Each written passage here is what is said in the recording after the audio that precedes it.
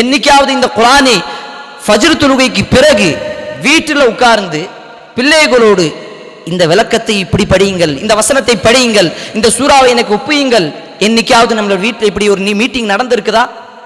உலக விஷயத்திற்காக, உலக கல்விக்காக, உலக சுகத்திற்காக நாம் எத்தனையோ கஷ்டங்களை படுகின்றோம், எத்தனையோ சிரமங்களை நாம் படுகின்றோம்.